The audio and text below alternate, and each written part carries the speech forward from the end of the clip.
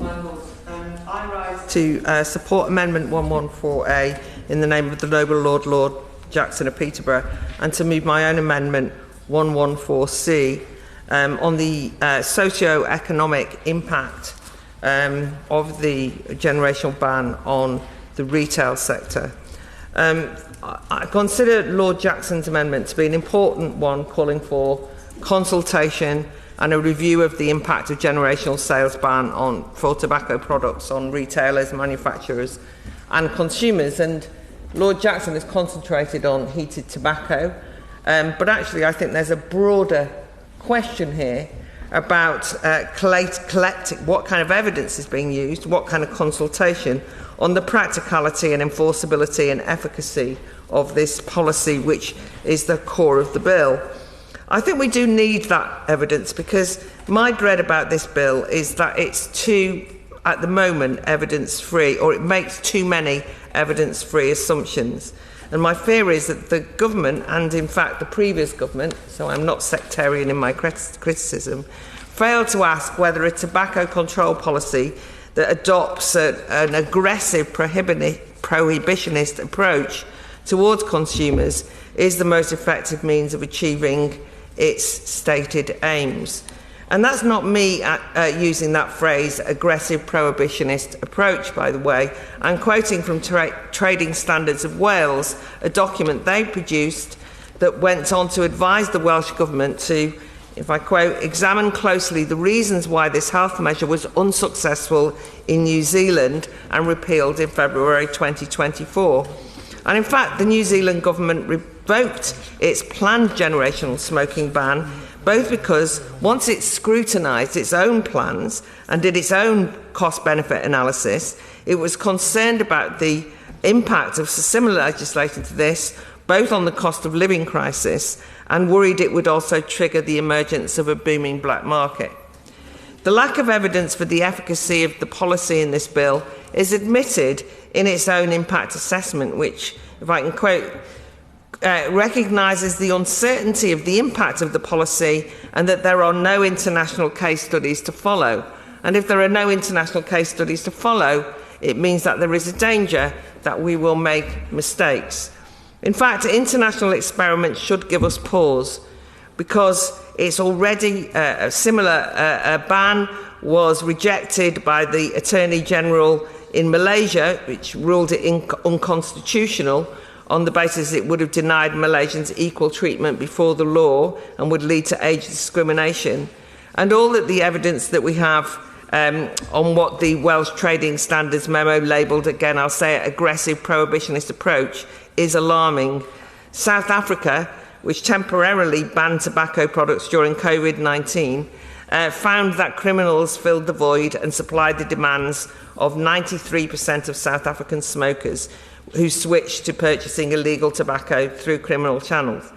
And I mention this because I know it's become a bit of a mantra for the Minister and supporters of this bill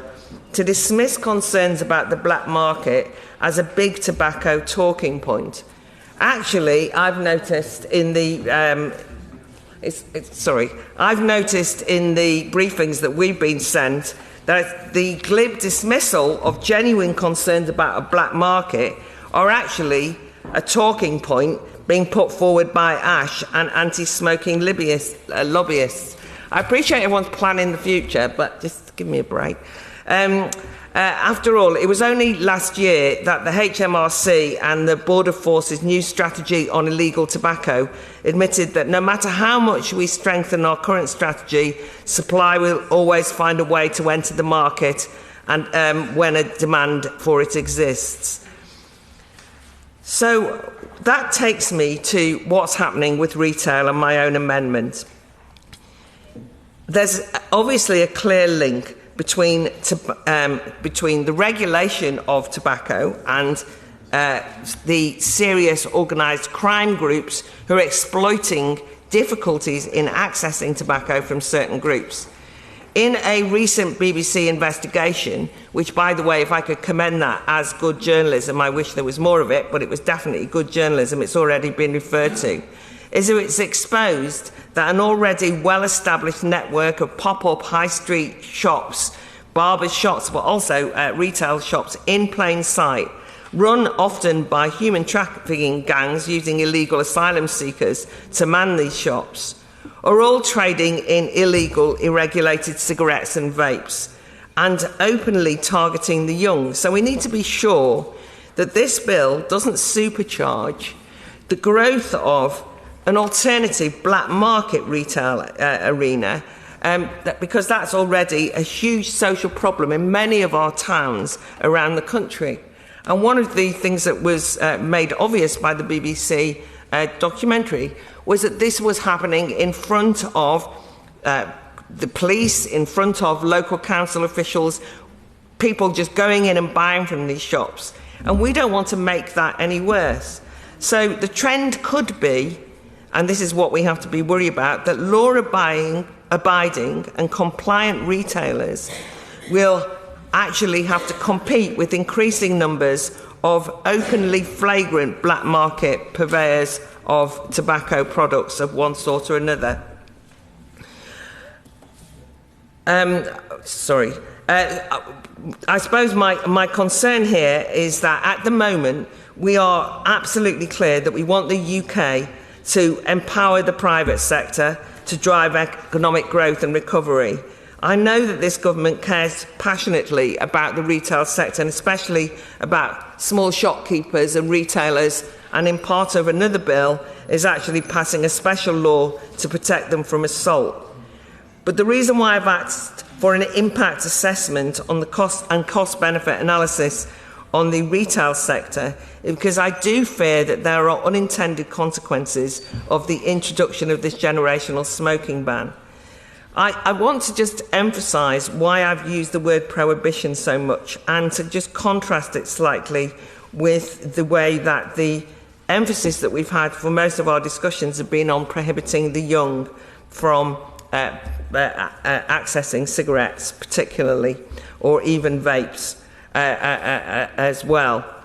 The problem with the generational smoking ban is that those people who are banned, prohibited from purchasing it, grow up, and for the rest of their lives, when they're adults, they are actually victims of prohibition that will affect them. And the people who have to enforce that prohibition are often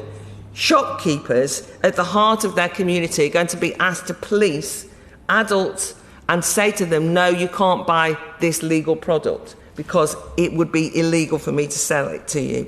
And I do think that, therefore, there has not been enough attention given to the amount of money that these shopkeepers will lose, the